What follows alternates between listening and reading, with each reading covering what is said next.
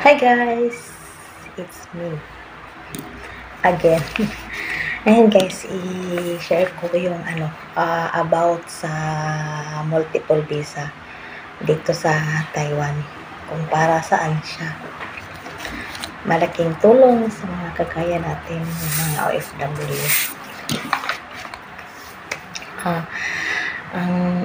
As far as I know, wow, English. Halimbawa, naka ilang years ka na sa amo mo, ganun, pwede ka nila i-apply na multiple visa.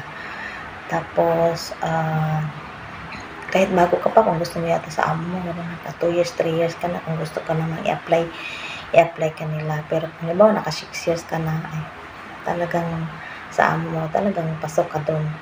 Tapos, ang kasi, ang multiple visa, iba na yung sa ARC, ayaw ko ipakita kasi bawal. Personal ko yan. Halimbawa, ang nakalagay doon kasi sa ID mo, multiple visa ka na. Yellow na, ay green siya, ay red na siya, red.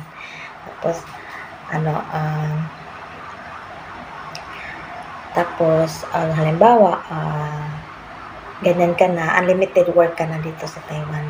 Unlimited ka na, unlimited stay dito sa Taiwan kung gusto mo, kailan mo gusto umuwi. Yun ang purpose nun. Tapos, yung sahod mo,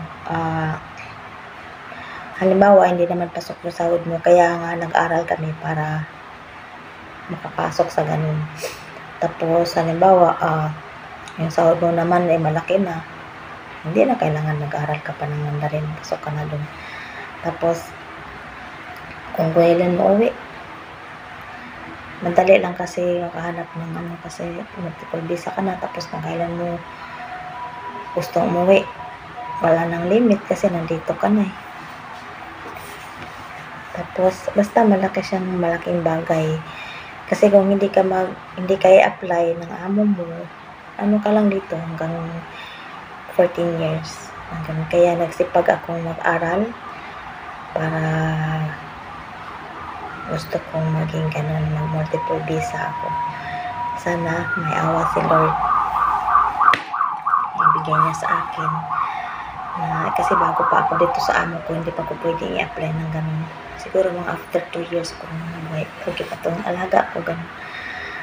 I-apply ako, kaya gusto ko talaga mag-aral kasi kung ipasok yung sahod ko dun sa requirements nila, at least meron akong certificate na nag-aral ako ng Mandarin. Okay guys, ayan, ang multiple visa is unlimited stay ka dito sa Taiwan. Okay guys, okay naman siya dito, para sa akin okay siya. Pwede mo rin kunin yung anak mo, babakasyon dito, mga magulang mo. Pwede. Guys. Yan lang muna guys. Sana na malaking tulong din sa inyo. Sa mga baguhan.